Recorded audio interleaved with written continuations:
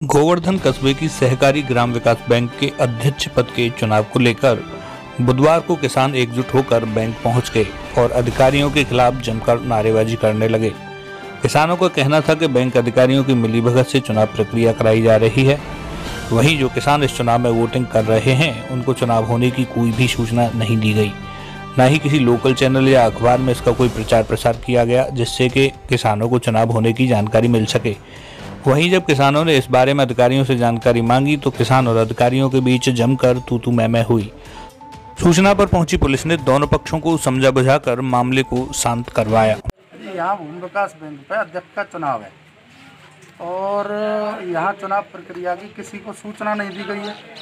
किसी को सूचना न देने के कारण और चुनाव प्रक्रिया पूरी हो रही है। यहाँ पर चुनाव कराया जा रहा है। चुनाव प्रभारी बनाकर भी भेज दिया है यहाँ पे और किसी भी सदस्य को कोई सूचना नहीं है। बोल रहे हैं कि हमने अखबार में निकलवा दिए।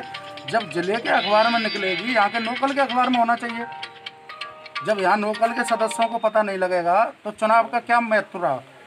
तो यहाँ पे सदस्य होते हैं उनके पास यहाँ से किसी को सूचना दी गई कि चुनाव नहीं दी गई है किसी भी प्रकार की। यहाँ से जब ये किसी किसान पे कर्ज है तो उसको लेने के लिए तो ये घर पे जा सकते हैं, उसके लिए सदस्य के लिए ये फ़ोन नहीं कर सकते, सदस्य के लिए सूचना नहीं दे सकते।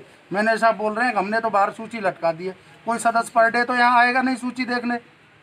किसी के लिए कोई सूचना नहीं है। कोई भी किसी भी प्रकार के को जितने भी सदस्य खड़े हैं यहाँ किसी के पास भाई सूचना है? किसी के पास कोई सूचना नहीं है। इसके लिए हम सभी इस चुनाव को होने नहीं देंगे। किसी भी प्रक्रिया से कोई भी कदम हमको उठाना पड़े, हम इस चुनाव को यही बहिष्कार करते हैं और 2-3 महीने का जो भी है हम टाइम मांगते हैं। सारे किसान भाई अपने हिसाब से फिर चुनाव प्रक्रिया की जाए और चुनाव की डेट रखी जाए। ये विरोध हम इसलिए कर रहे हैं कि जो यहाँ जो आज पर्चा दाखिल कर रहे हैं, लेकिन किसी ना तो प्रत्याशी को कोई मालूम है कि कहीं यहाँ चुनाव हो रहा है। किस चीज़ का चुनाव हो रहा है? ये भूमि विकास के प्रेसिडेंट के लिए चुनाव है यहाँ। तो यहाँ किसी को सूचना दी गई चुनाव? कोई सूचना नहीं, ना तो किसी प्रत्याशी के पास सूचना है, ना जो वोटर है उनके पास कोई सूचना है। जब 19 कोविड के उसमें उपलक्ष्य में सारी सुविधाएं बंद हैं तो ये चुनाव कैसे हो जाएगा ऐसे? ये हम सरकार से गुजारिश करते हैं इसको निरस्त किया जाए और जब ये 2-3 महीने बाद चुनाव हो तो पूरी प्रक्रिया हो। जब किसानों की बैंक है ये, जब किसानों को ही नहीं है तो एक आदमी जो 20 साल से रह रहा है वही चुनाव लड़ता रहेगा यहाँ। आप यहाँ पे सदस्य हैं?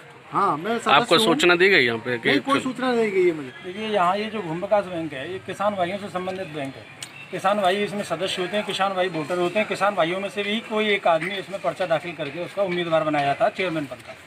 इस संबंध में जब किसानों को कल आनंद फानन में ज्ञात हुआ, किसान भाई यहाँ आए तो उन्होंने जो बताया, कुछ किसान भाइयों को ज्ञात हुई तो उनके माध्यम से जो हमें भी ज्ञात हुआ, उनके बाद पता चला कि कल पर्चा दाखिल हो रहा है। ना ही तो सारे किसान भाइयों पर यहाँ पर सूचना दी गई है।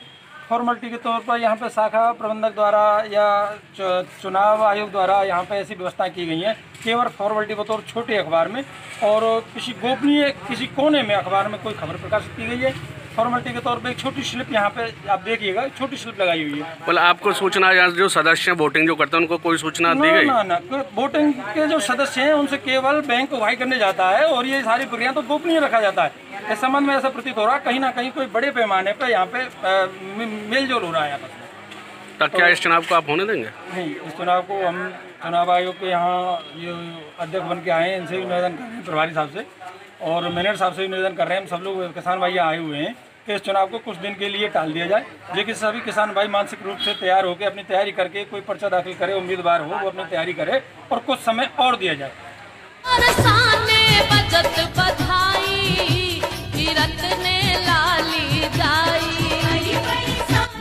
130 करोड़ भारतीय जिंदगी को बेहतर बनाने का सपना देखते हैं और हम कोशिश करते हैं आपके सपनों को पूरा करने की। आपकी मेहनत को उम्मीदों के पंख लगाकर सफलता के आसमान तक ले जाने की।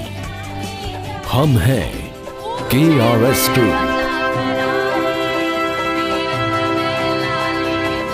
राधे राधे। राधा रानी जी का जन्मदिन की सभी क्षेत्रवासी और देशवासियों को KRS ग्रुप की तरफ से हार्दिक शुभकामनाएं। और श्री जी का जो जन्मदिन आ रहा है उस जन्मदिन के बाद ऐसा मुझे विश्वास है कि ये जो कोविड जो कोरोना महामारी जो दुनिया में चल रही है वो सब नॉर्मल हो जाएगा। और ऐसी हम कामना भी करते हैं श्री जी से और प्रार्थना भी करते हैं। तो सभी लोगों को एक बार फिर से श्री जी करुणामयी राधा रानी जी का जन्मदिन बहुत बहुत मुबारक हो। Thank you.